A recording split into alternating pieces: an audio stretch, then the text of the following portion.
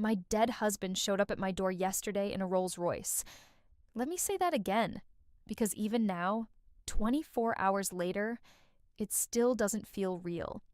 The man I buried 5 years ago, the man whose empty casket I sobbed over, whose name I carved into a headstone, whose death certificate is filed in a folder in my office, rang my doorbell on a Sunday afternoon like he'd just been away on a business trip. I'm Marin. I'm a single mom, an architect, and up until yesterday, I was engaged to the kindest man I'd ever met. I thought I'd survived the worst thing that could happen to a person. I thought I'd clawed my way back from grief and built something good from the ruins. I thought I was finally okay. I was wrong. 5 years ago, my husband Ashton walked out of our apartment in Portland to go to work and never came back. I was 6 months pregnant. They found his car by the Willamette River, keys in the ignition, wallet and phone inside, driver's door wide open. The police dragged the river for weeks. They searched for months. They found nothing. After a year, they declared him legally dead. Probable suicide or accidental drowning, body swept away by the current. I gave birth to our daughter Ivy alone. I buried an empty casket alone. I spent 2 years in therapy trying to understand how the man I loved could just vanish. And then I spent 3 more years learning how to live again. Yesterday, all of that became a lie. This is going to be a long story. Maybe the strangest one you'll ever hear. It's about what happens when the dead come back to life, when the past refuses to stay buried, and when you realize the person you mourned never deserved your tears. If you want to know how a ghost in an expensive suit tried to destroy my life a second time, and how I made sure he'd never get the chance to try a third, stay with me. You're going to want to hear how this ends. The first thing I noticed was his tan. Ashton had always been pale, Portland pale, that grayish tone you get from living under constant clouds.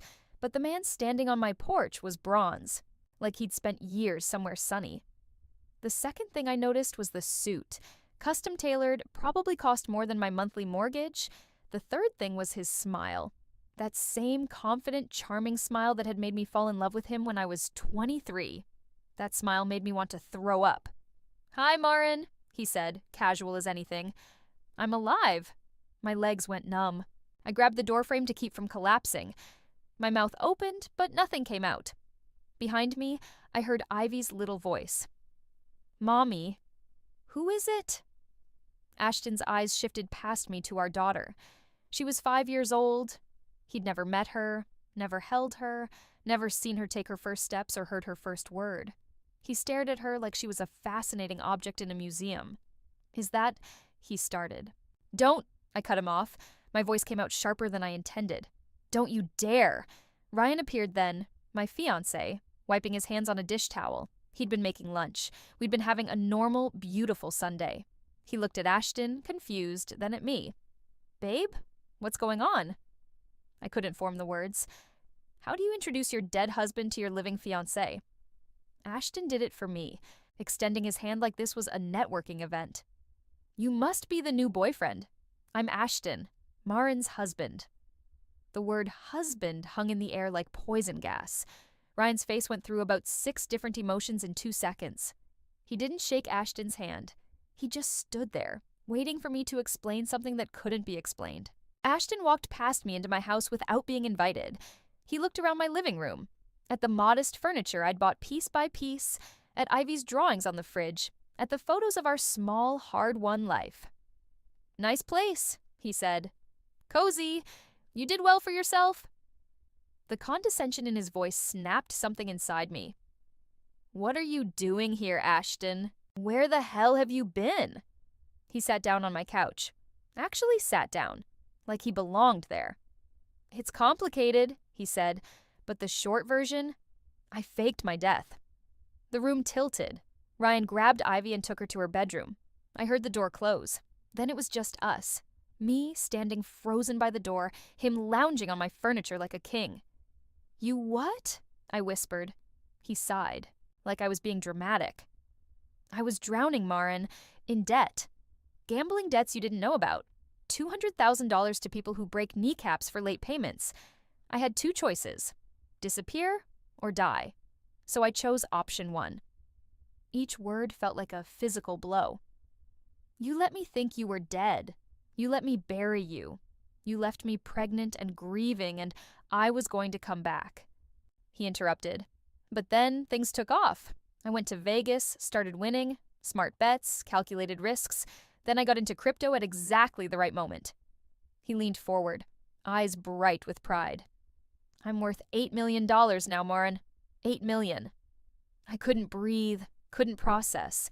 The man I'd mourned for 5 years had been alive the whole time, getting rich while I scraped by, while I raised his daughter alone, while I cried myself to sleep wondering what I'd done wrong.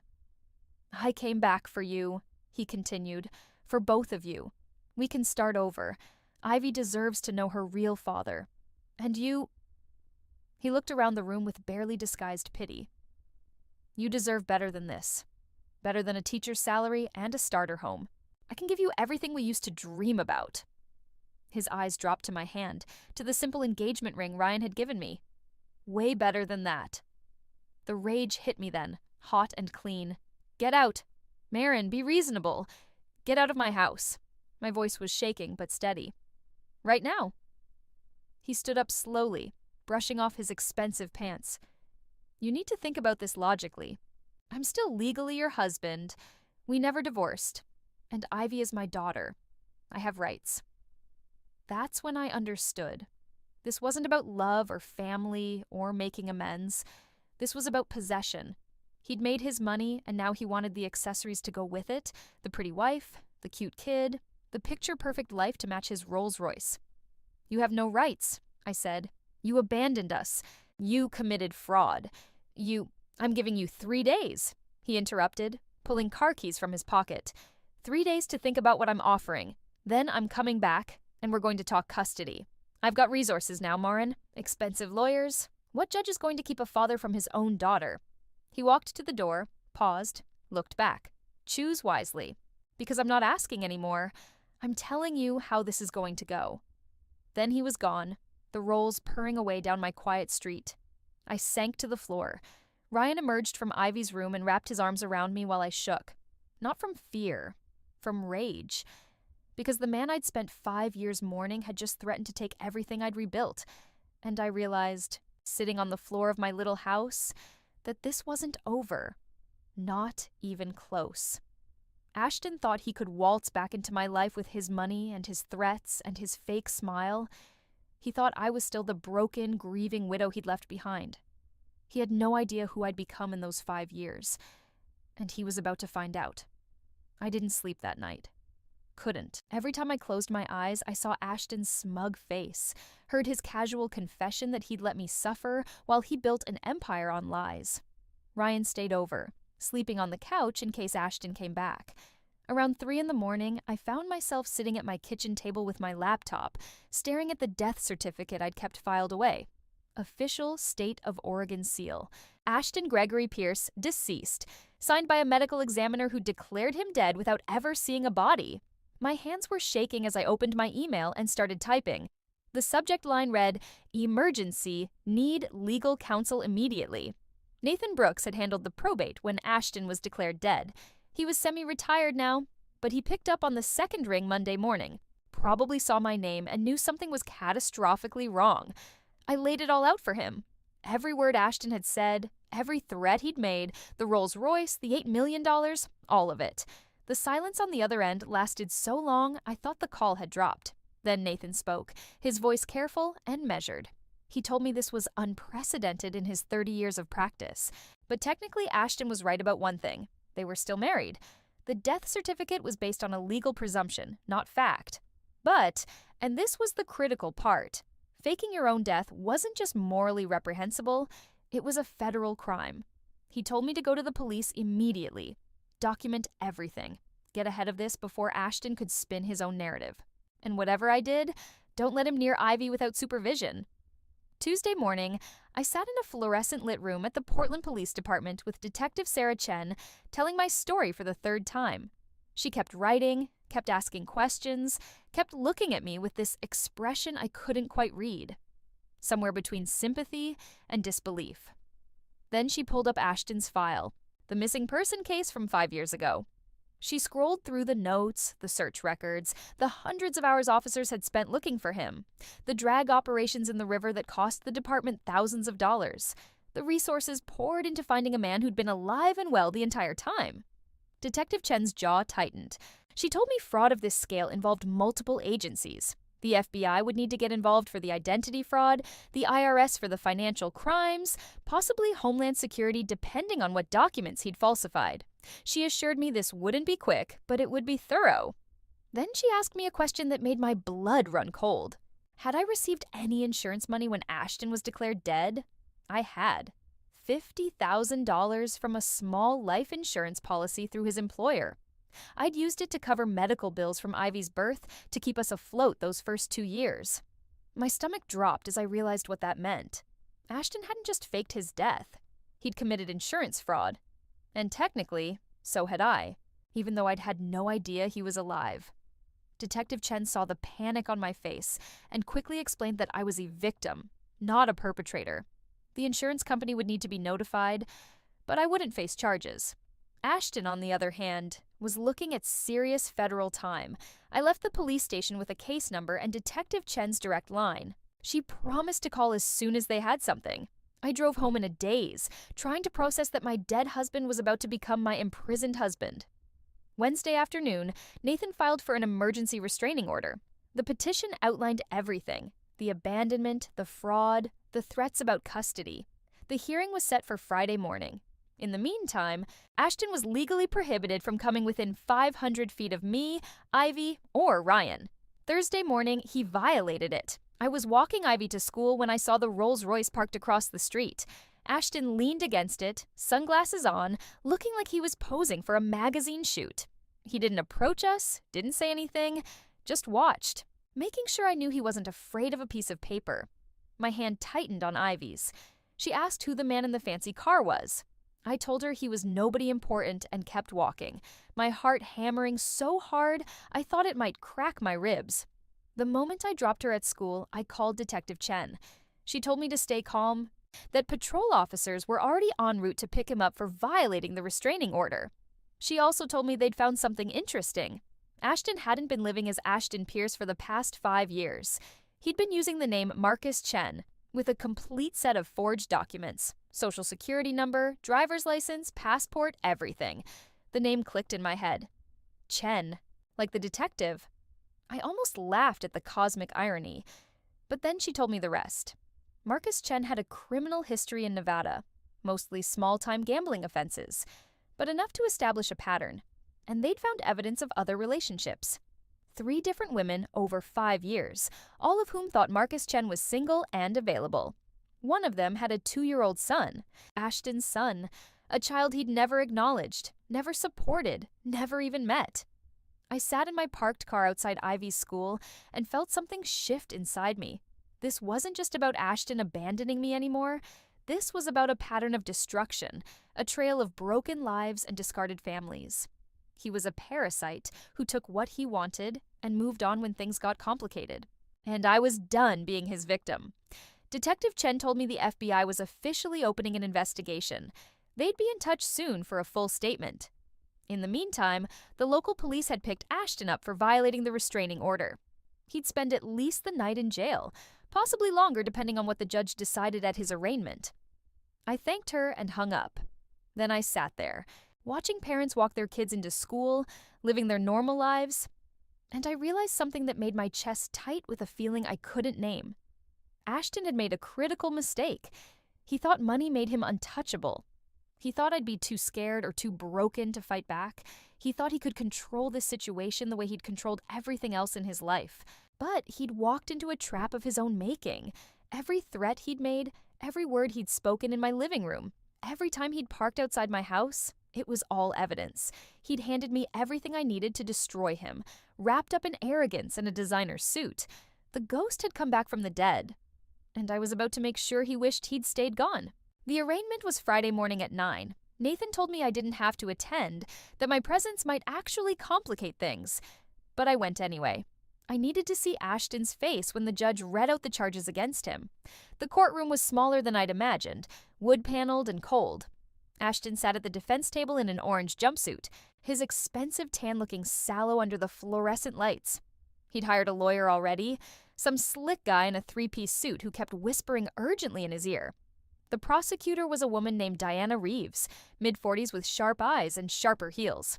She stood and read the charges in a voice that echoed off the walls. Violation of a restraining order. Identity fraud. Filing false documents. And the preliminary charge they were building toward, wire fraud and insurance fraud, both federal offenses. Ashton's lawyer argued that his client was a productive member of society, a successful businessman who'd made mistakes but posed no flight risk and no danger to anyone. He requested bail be set at something reasonable. Diana Reeves smiled. It wasn't a friendly smile. She informed the court that Marcus Chen, she emphasized the fake name, had successfully disappeared for 5 years, had the resources to do it again, and had demonstrated a pattern of evading responsibility. She requested he be held without bail pending the federal investigation. The judge took about 30 seconds to decide. Denied bail. Ashton would stay in custody until the arraignment on federal charges, which could take weeks. His lawyer's face went pale. Ashton's went red. He twisted in his seat, scanning the courtroom, and his eyes landed on me sitting in the back row. The look he gave me was pure venom. Like this was my fault. Like I'd done this to him by refusing to play along with his delusion of a happy reunion. I stared right back and didn't blink. Nathan squeezed my shoulder and whispered that we should go, that I didn't need to see the rest. But I stayed until they led Ashton away in handcuffs, until he disappeared through a door that locked behind him with a heavy metallic clang.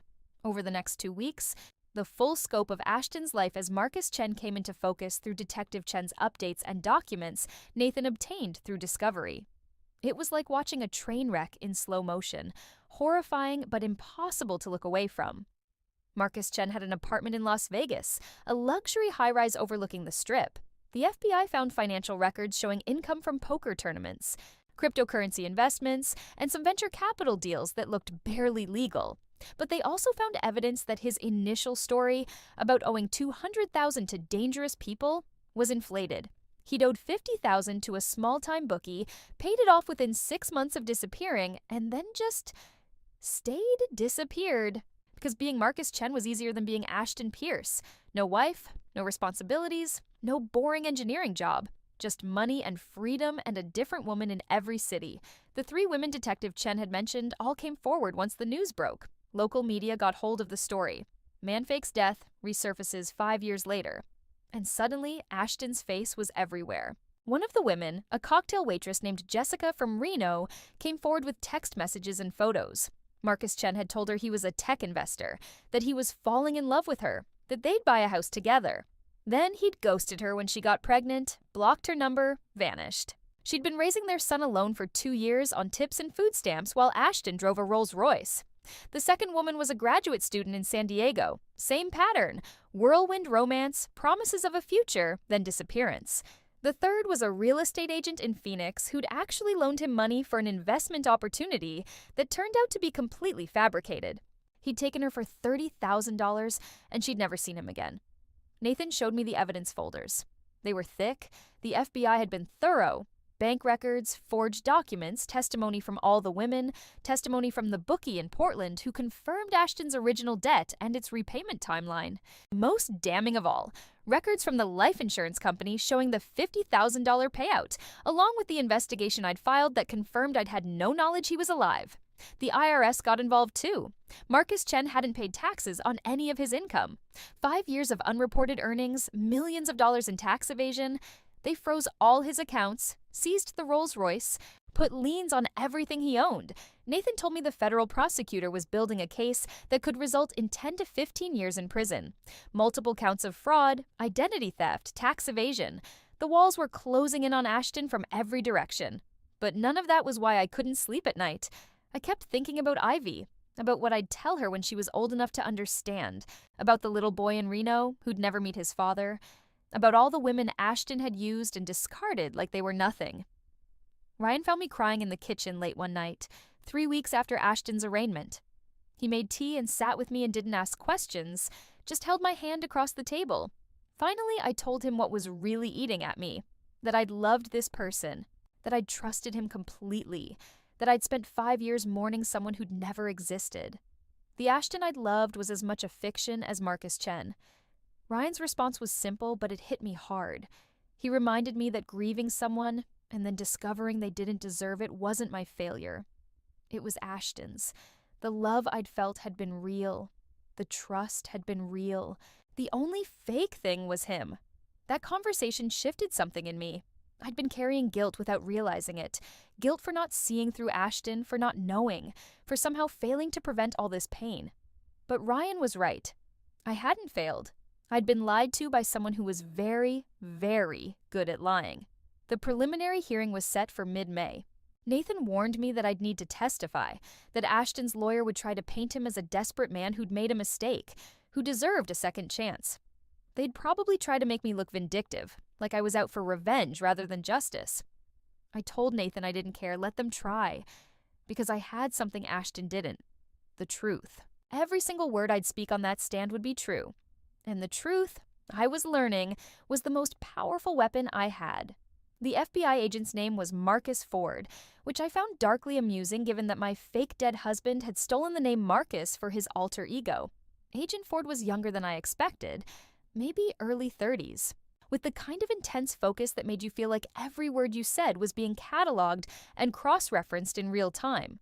We met at a federal building downtown, in a conference room with no windows and terrible coffee. He had 3 banker's boxes full of evidence stacked on the table between us. For the next 4 hours, he walked me through the timeline of Ashton's disappearance and resurrection, asking me to verify details, clarify statements, confirm dates and locations. The most disturbing part came when Agent Ford opened a laptop and showed me security footage from a casino in Las Vegas, dated 8 months after Ashton disappeared. There he was, laughing at a poker table, chips stacked high in front of him, a blonde woman draped over his shoulder. The timestamp showed it was 2 days after Ivy's first birthday, the birthday I'd spent crying over his empty grave while my daughter smeared frosting across her high chair. Agent Ford watched my face carefully as the footage played. He told me they had dozens of hours of casino surveillance, credit card receipts from expensive restaurants, photos from social media of Marcus Chen living his best life, while I scraped together rent money and worked overtime to afford Ivy's daycare. Every single piece of evidence hammered home the same truth. Ashton hadn't been suffering. He'd been thriving. But then, Agent Ford showed me something that changed the entire trajectory of the case. He pulled out a file marked confidential and slid it across the table. Inside were financial records showing that Ashton's $8 million wasn't quite what he'd claimed. The actual liquid assets totaled around $3 million, and most of that was tied up in cryptocurrency that had crashed hard in the past 6 months. The Rolls Royce was leased, not owned. The luxury apartment in Vegas was 2 months behind on rent. Marcus Chen was hemorrhaging money on lawyers, on maintaining his lifestyle, on bad investments. Agent Ford believed that's why Ashton had come back, not out of love or even desire for his family, but because he was running out of options. He needed legitimacy again, needed to become Ashton Pierce so he could access legal financial instruments, maybe even claim me and Ivy as dependents for tax purposes. We weren't his family. We were his next con. I sat back in that uncomfortable chair and felt something cold settle in my chest. The man who'd shown up at my door in a designer suit had been desperate. All that arrogance, all those threats about custody and lawyers. It was theater. He'd been gambling that I'd be too overwhelmed or too scared to fight back, that he could steamroll his way back into our lives before anyone looked too closely at the house of cards he'd built. Agent Ford asked if I'd be willing to testify before a grand jury. The federal prosecutor wanted to make this case airtight, and my testimony about Ashton's abandonment, about the insurance payout, about his recent threats regarding custody, all of it would demonstrate pattern and intent. It wasn't just fraud anymore. It was calculated, systematic exploitation. I told him yes without hesitation.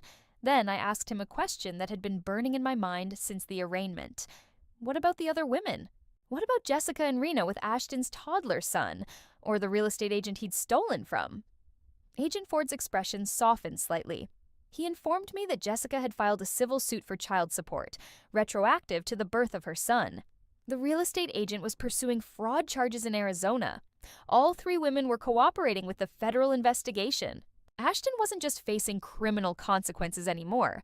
He was facing a tidal wave of civil litigation that would consume whatever money he had left. The grand jury hearing happened on a Tuesday in late May. Nathan accompanied me to the federal courthouse, an imposing building downtown that made me feel tiny and overwhelmed. But when I sat in that witness box and told my story to 16 strangers, something unexpected happened.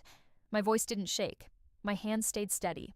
I laid out every detail. The day Ashton disappeared, the pregnancy, the funeral, the years of therapy, the moment he showed up at my door, every word of his threats about taking Ivy.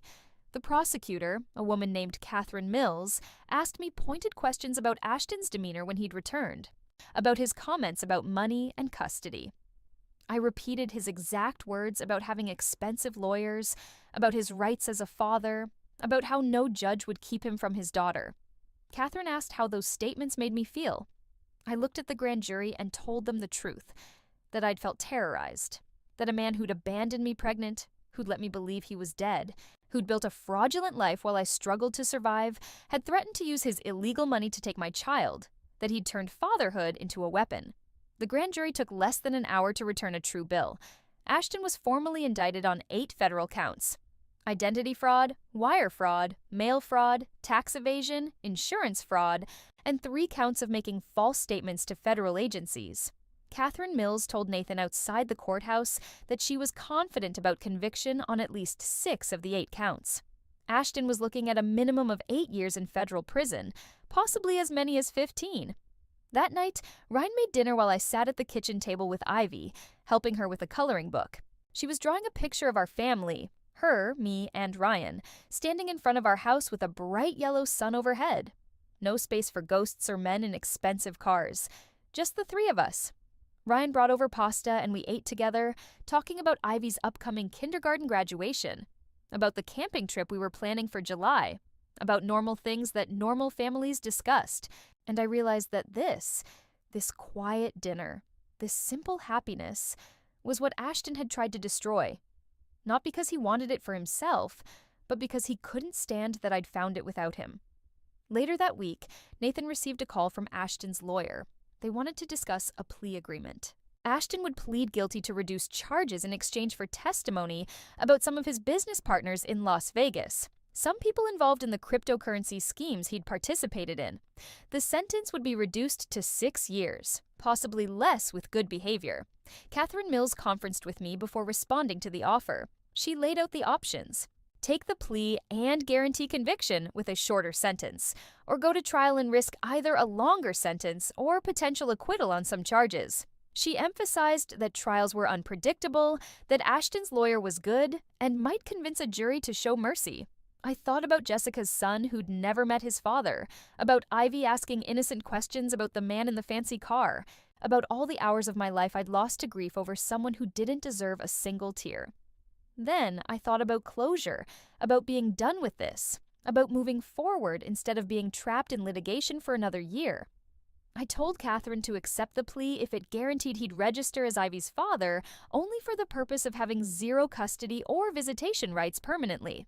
Nathan negotiated that term into the agreement. Ashton would acknowledge paternity, but sign away all parental rights as part of the plea. He'd never be allowed to contact Ivy, never be listed as her father on any documents that mattered, never have any claim to her life whatsoever. The plea hearing was scheduled for June 15th. Ashton would stand before a federal judge, admit to 6 felony counts, accept a 6-year sentence, and sign away his daughter in the same breath. Nathan asked if I wanted to be there for the hearing. I thought about it for a long time, about whether I needed to see Ashton's face when he lost everything, whether that would bring me satisfaction or just more pain. In the end, I decided I didn't need to see it. I'd already won. Not because he was going to prison, but because I'd stopped letting him have power over my life. The scared, grieving widow he'd left behind didn't exist anymore. She'd been replaced by someone stronger, someone who'd rebuilt from ashes and refused to burn again. I told Nathan to handle the hearing without me. I had better things to do that day, like taking Ivy to her kindergarten graduation and watching her receive a certificate for being the best helper in her class, like celebrating the life I'd built without Ashton, the life he'd tried to reclaim but never deserved. That was the real victory, Not his prison sentence or his financial ruin, but my freedom from the ghost of him. The week before Ashton's plea hearing, something unexpected arrived in my mailbox. A letter, forwarded through Nathan's office to avoid violating the restraining order.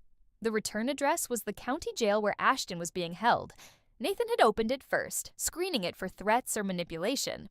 When he called to tell me about it, his voice was carefully neutral. He told me the letter was an apology, or what Ashton probably thought passed for an apology. He said I didn't have to read it, that he could dispose of it if I wanted, that engaging with it might only cause me pain. I told him to send it. I needed to know what Ashton thought he could say after everything he'd done. It arrived the next day, 3 pages, handwritten on yellow legal paper. His handwriting was the same, cramped and slightly slanted to the right. I sat in my car in the driveway after picking up the mail, unable to bring the letter inside where Ivy might see it, where it might contaminate the home I'd worked so hard to make safe. The letter started with an excuse. He wrote about the pressure he'd been under 5 years ago, the gambling debts, the fear that kept him awake at night. He described leaving his car by the river and taking a bus to Seattle, then another to Reno, then disappearing into the anonymous sprawl of Las Vegas. He claimed he'd thought about coming back every single day, that he'd almost called 100 times, that leaving me pregnant was the hardest thing he'd ever done. Then came the justifications. He'd needed time to sort himself out, to become someone worthy of being a father and husband. He'd needed to make enough money to give us a good life. Every dollar he'd earned had been for us. Even if I didn't know it, he'd been planning to return with enough wealth to make up for everything, to give Ivy the childhood she deserved. The 3rd page was where the letter turned. He wrote that he understood why I'd gone to the police, that he didn't blame me for being angry, but that I needed to think about Ivy. Did I really want her growing up knowing her father was in prison because her mother had pressed charges? Did I want her to carry that burden?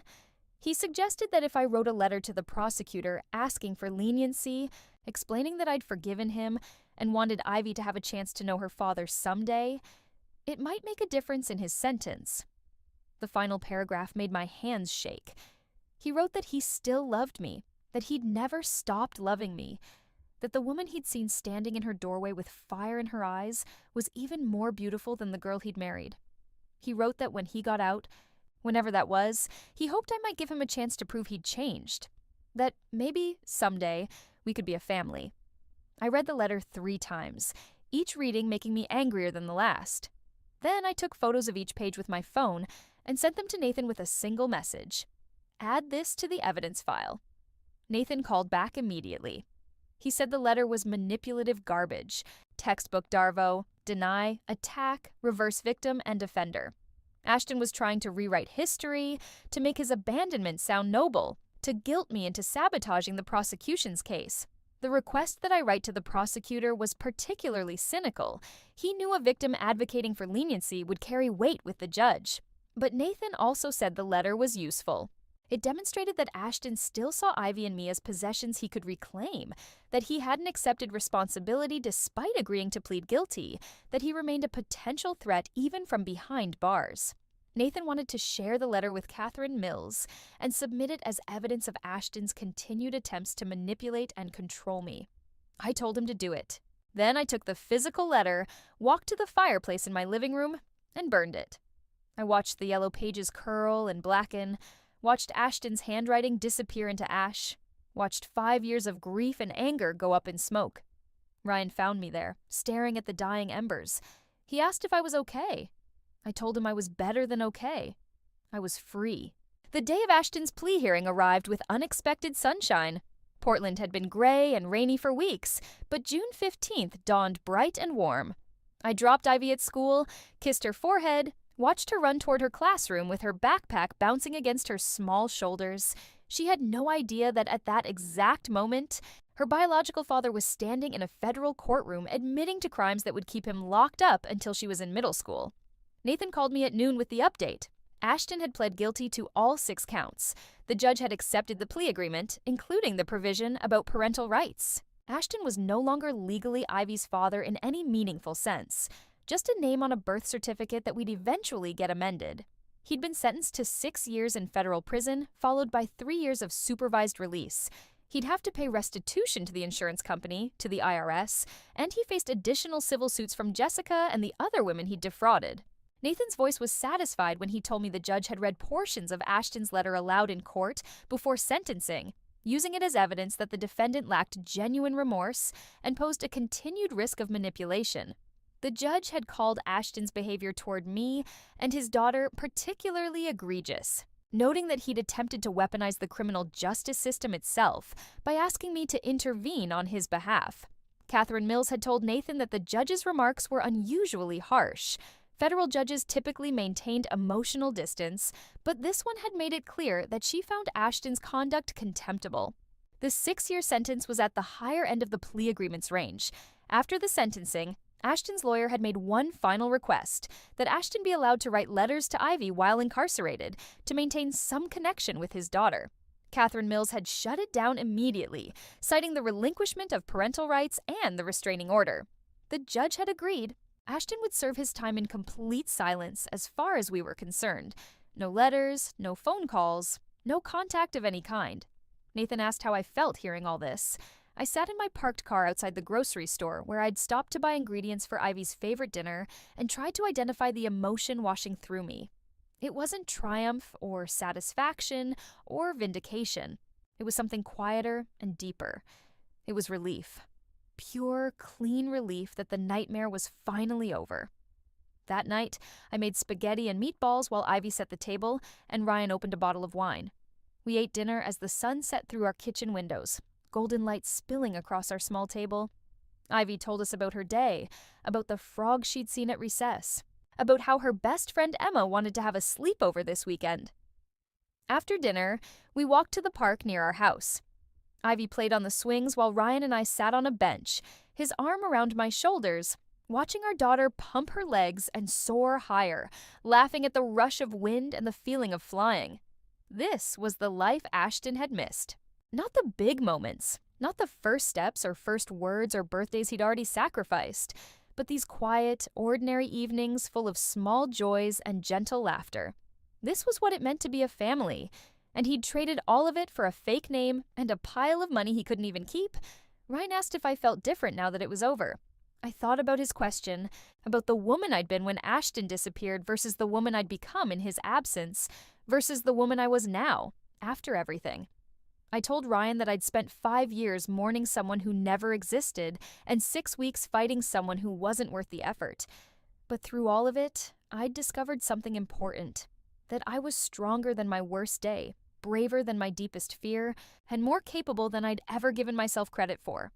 Ashton had tried to destroy me twice, once by disappearing, once by returning, and both times, I'd survived. More than survived. I'd built something beautiful from the wreckage. That night, after Ivy was asleep, I sat at my desk and opened the folder where I'd kept all the documents from the past 6 weeks. Police reports, court filings, evidence logs, all of it. I pulled out a fresh folder and labeled it closed.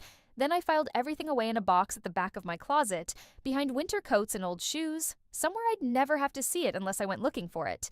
The past had its place now, contained, finished, over. Tomorrow I'd wake up and make breakfast and drop Ivy at school and go to work on the new community center design I'd been hired to create. Tomorrow I'd live my life the way I'd been living it for 5 years.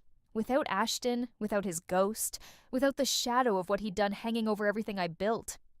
The dead don't get to haunt you unless you let them, and I was done letting Ashton take up space in my head, my heart, my home. He'd made his choices and now he'd live with the consequences. I'd made mine too, and mine had led me here, to this house, this family, this life. A life he'd tried to take from me twice and failed both times. I turned off the lights and went to bed. Ryan's steady breathing beside me, Ivy's soft snores drifting from down the hall. This was my family. This was my home. This was the life I'd fought for and won. And no ghost, living or dead, could ever take it from me again. 3 months after Ashton's sentencing, I received a phone call that made my stomach drop. It was Jessica, the woman from Reno with Ashton's son. She'd gotten my number through Nathan. Apparently she'd been working with the same federal prosecutor on her civil case. Her voice was younger than I expected, nervous but determined. She told me she hoped I didn't mind her reaching out, that she'd been thinking about me ever since the news broke, that she felt like we were connected somehow through the wreckage Ashton had left behind. I sat down on my front porch steps, phone pressed to my ear, and told her I didn't mind at all. Then I asked her what I could do to help. Jessica explained that her civil suit for child support was moving forward, but Ashton's assets were frozen in a complicated web of federal seizures and restitution orders. The IRS had first claim, then the insurance company, then the long list of creditors and victims. She was looking at years of legal battles just to get a fraction of what her son deserved. But that wasn't why she'd called. She wanted to know if I'd be willing to meet her, to talk face to face about what we'd both been through. She said she'd been seeing a therapist who suggested connecting with other survivors of Ashton's manipulation might help her process everything. She lived 4 hours away, but would drive to Portland if I was open to it. Something in her voice reminded me of myself 5 years ago, that fragile hope mixed with bone-deep exhaustion, that determination to keep going, even when everything felt impossible. I told her yes, that I'd meet her, that we could get coffee somewhere neutral and safe. We met the following Saturday at a cafe downtown, one with big windows and plenty of people, somewhere that felt public enough to be comfortable. Jessica arrived with her son Cameron strapped to her chest in a baby carrier. Except he wasn't a baby anymore, he was 2.5, with Ashton's dark eyes and dimples that made my heart twist. We got coffee and found a quiet corner table. Cameron babbled and played with toy cars while Jessica and I talked. She told me her story in fits and starts, her hands shaking around her cup. She'd met Marcus Chen at the casino where she worked, been swept off her feet by his confidence and apparent wealth, believed every lie he'd told her about building a future together. When she got pregnant, he'd seemed happy at first. Then he'd started pulling away, making excuses, canceling plans. The day she told him she was keeping the baby, he disappeared, blocked her number, moved out of his apartment, vanished completely. She'd spent her pregnancy alone, working double shifts to save money, convincing herself she was better off without him. But the loneliness had been crushing. The fear had been worse. I listened and nodded and felt my throat tighten with recognition. We'd lived parallel nightmares, abandoned, pregnant, left to wonder what we'd done wrong. The only difference was that I'd had the mercy of thinking Ashton was dead, while Jessica had to live with knowing he was out there somewhere, choosing not to care. Then Jessica told me something that changed the entire conversation. She said that seeing me fight back, seeing me stand up to Ashton and press charges and refuse to be intimidated, it had given her courage to do the same. She'd filed her civil suit because I'd shown her that he didn't get to just walk away, that there were consequences, that she deserved better for herself and for Cameron. I reached across the table and squeezed her hand, told her she'd always had that strength, that I'd just happened to fight first, told her Cameron was lucky to have a mother who refused to give up. We talked for 3 hours about single motherhood and sleepless nights, and the specific terror of being responsible for a tiny human when you can barely keep yourself together. About the guilt of sometimes resenting your child because they're a walking reminder of the person who hurt you. About the fierce, protective love that makes you capable of things you never thought possible. Before we left, Jessica asked if she could take a photo of us together.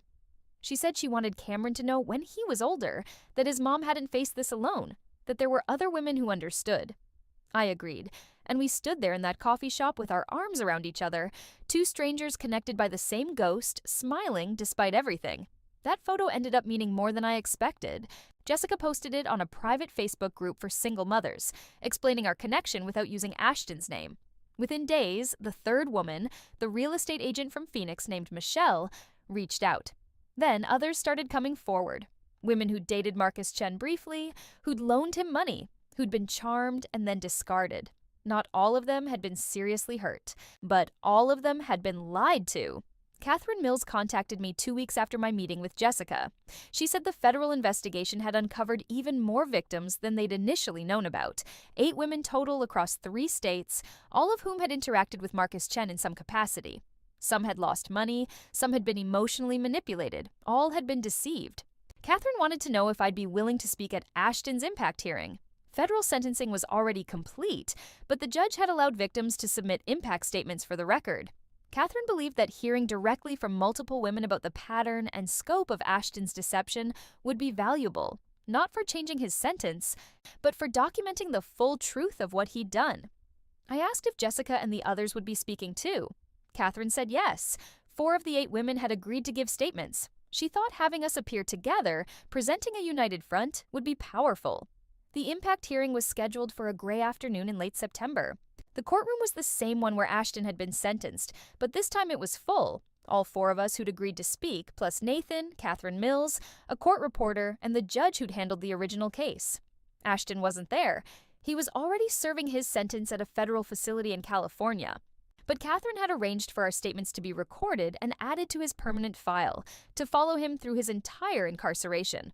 Jessica spoke first. She stood at the podium with Cameron's photo clutched in her hands and told the court about working 3 jobs while pregnant, about the nights she'd cried herself to sleep wondering if she was enough for her son, about the rage she felt knowing Ashton had been living in luxury while she scraped together rent money.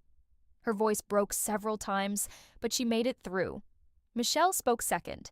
She talked about the $30,000 Ashton had stolen from her, money she'd been saving for a down payment on a house, money that represented years of careful budgeting and sacrifice. She talked about the betrayal of trusting someone with both her heart and her financial security, only to discover he'd seen her as nothing more than a mark. The other 2 women spoke about emotional manipulation, about being love-bombed and then ghosted, about the therapy bills and trust issues Ashton had left in his wake.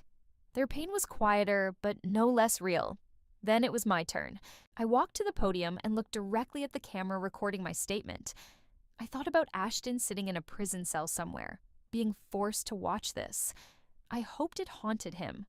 I told the court about the day Ashton disappeared, about being 6 months pregnant and terrified. I described the funeral I'd held for an empty casket, the years of therapy, the slow reconstruction of a life I'd thought was destroyed. I explained what it felt like to have him show up at my door 5 years later, how he'd threatened to take my daughter, how he'd tried to use his illegal money as a weapon against me. But then I shifted focus. I told the court that Ashton's greatest crime wasn't the fraud or the identity theft or even the abandonment. It was his complete inability to see the women in his life as human beings. We'd been resources to him, sources of money or comfort or legitimacy, to be used when convenient and discarded when not. He'd never once considered the wreckage he left behind because he'd never seen us clearly enough to care. I said that I'd spent 5 years mourning a man who never existed and 6 weeks fighting a man who wasn't worth the effort. But through it all, I discovered something he'd never understand, that the strength he tried to break had actually been forged in the fire of his absence. Every woman in that courtroom had survived him. We'd built lives and raised children and found happiness despite what he'd done to us. He hadn't destroyed us. He'd underestimated us. I finished by saying that I didn't forgive him, and I never would. Forgiveness required remorse. And Ashton was incapable of genuine remorse because he was incapable of seeing anyone's pain but his own. But I didn't need his apology to move forward.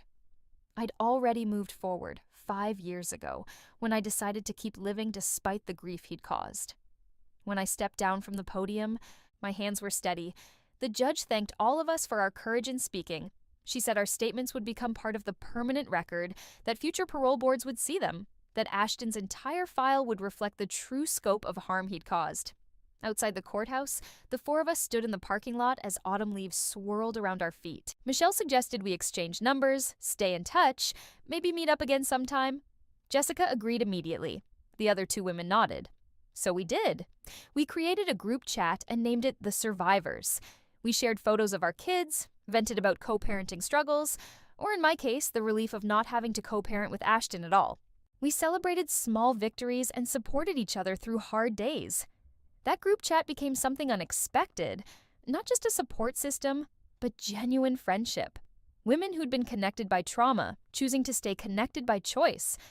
Ashton had tried to isolate us, to keep us separate so we'd never compare notes, never realize the patterns. By coming together, we'd taken away the last bit of power he had, the power to make us feel alone. 3 weeks after the impact hearing, I received a letter from the federal prison where Ashton was incarcerated. Not from him. He was still legally prohibited from contacting me. But from the prison chaplain, asking if I'd be willing to participate in a restorative justice program where Ashton could apologize to his victims as part of his rehabilitation. I read the letter twice, then called Nathan. He said it was entirely my choice, that I had no obligation to participate in Ashton's redemption arc. He also warned me that prison reform programs sometimes prioritize the offender's growth over the victim's well-being. I didn't need to think about it long. I wrote back to the chaplain with a clear, firm response. Ashton could pursue whatever rehabilitation he wanted, but he would do it without me. I'd given him enough of my time, my energy, my emotional labor. Whatever healing he needed to do was his responsibility, not mine. I was done being part of his story. He was just a footnote in mine now, a chapter that had ended badly but taught me everything I needed to know about resilience, about choosing myself, about refusing to accept crumbs when I deserved the whole feast. Ryan and I set a wedding date for the following spring. Ivy would be our flower girl. We'd get married in a small ceremony at a vineyard outside Portland, surrounded by people who'd actually shown up for us, who'd loved us through the hard times, who'd proven themselves worthy of being called family. The invitations went out in October. When I addressed them, I realized something that made me smile. I was marrying Ryan not because I needed saving, but because I wanted partnership. Not because I was afraid of being alone, but because being together made both of us better. Ashton had taught me what love wasn't. Control disguised as protection, possession masquerading as devotion, lies wrapped in promises. Ryan was teaching me what love actually was. Showing up, staying present, choosing each other every day even when it was hard. The ghost had come back to haunt me, tried to drag me back into the tomb he'd built. But I'd walked away from that grave 5 years ago, and I wasn't about to climb back in now. I'd built a new life in the sunshine. And nothing, not threats, not manipulation, not even a man in a Rolls Royce, could cast shadows dark enough to make me forget what I'd learned in the light. Ryan and I got married on a perfect April afternoon, with cherry blossoms falling like snow and Ivy dancing down the aisle in a white dress that made her look like she was floating. My mother cried. Ryan's best man gave a toast about second chances and chosen family that made everyone laugh and tear up at the same time. Ashton's name wasn't mentioned once. Not in the vows, not in the speeches, not even in passing. He'd become what he deserved to be. Irrelevant. The adoption paperwork went through 3 months after the wedding. Ryan officially became Ivy's father in every legal sense. We had a small celebration at home with cake and balloons, and Ivy proudly showed off her new birth certificate with Ryan's name on it. She was 6 years old and finally had the father she deserved. One who showed up, who stayed, who loved her unconditionally. Sometimes she asked about the man who went away, usually when kids at school talked about their families. I'd explained in age-appropriate terms that sometimes adults make very bad choices that hurt people they're supposed to love. That her biological father had made those choices, and now he lived somewhere else and wouldn't be part of our lives. That it wasn't her fault, wasn't about her at all, was entirely about him being unable to be the person a child deserves. Ivy would think about this for a moment, then shrug and go back to playing. She had the resilience of children who've only ever known stability. For her, Ryan was dad. I was mom, and that was the whole story. The ghost who'd tried to claim her was just that. A ghost, insubstantial and irrelevant. Jessica and I stayed in touch regularly. Cameron was 4 now, obsessed with dinosaurs and construction vehicles. She'd eventually settled her civil suit. The amount was smaller than she'd hoped for, but enough to create a college fund for Cameron and pay off some debt. She'd also met someone new, a divorced dad who coached Little League and didn't bat an eye when she explained her complicated history. The group chat with the other survivors stayed active. We celebrated birthdays and promotions, commiserated about terrible dates and difficult coworkers, shared parenting advice and recipe recommendations. We'd been brought together by trauma, but stayed together by choice. Ashton had tried to divide and conquer, but we'd united instead. That felt like its own form of justice. My career flourished in ways I hadn't expected. The community center design I'd been working on during Ashton's trial won an award from the City Planning Commission. The publicity led to more contracts, bigger projects, opportunities I'd only dreamed about before. I hired an assistant, then a junior architect, slowly building my own small firm. Ryan joked that Ashton returning from the dead had been the best thing that ever happened to my career, that fighting him had unlocked something fierce and confident in me that clients responded to. I laughed, but he wasn't entirely wrong. The woman who'd stood up to Ashton in her living room, who'd refused to be intimidated or manipulated, who'd fought for her child and her future, that woman had learned she was capable of anything. 2 years after the sentencing, I received notification that Ashton was eligible for early release review. His behavior in prison had been exemplary, apparently. He'd completed every rehabilitation program offered, worked in the prison library, even became a peer mentor to younger inmates. His lawyer was petitioning for sentence reduction based on his cooperation with federal prosecutors in other fraud cases and his demonstrated rehabilitation. Catherine Mills called to ask if I wanted to submit a statement opposing early release. I thought about it for a long time, thought about whether keeping Ashton locked up longer would make me feel safer, or whether it would just be me staying tied to his timeline, his story, his consequences. In the end, I wrote a statement that was shorter than Catherine expected.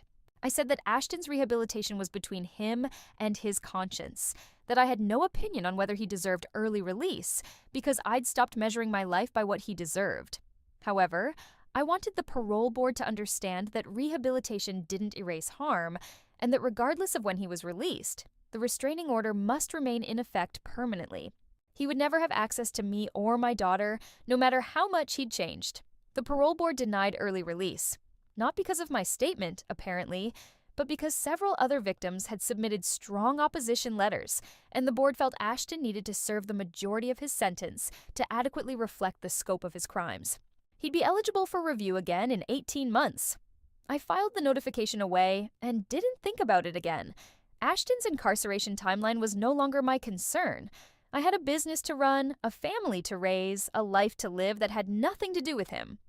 Ivy turned 8, then 9. She started asking harder questions about family and biology and where she came from. Ryan and I had always planned to be honest with her, to give her age-appropriate information as she needed it. So, one evening, after dinner, we sat down with her and told her the full story.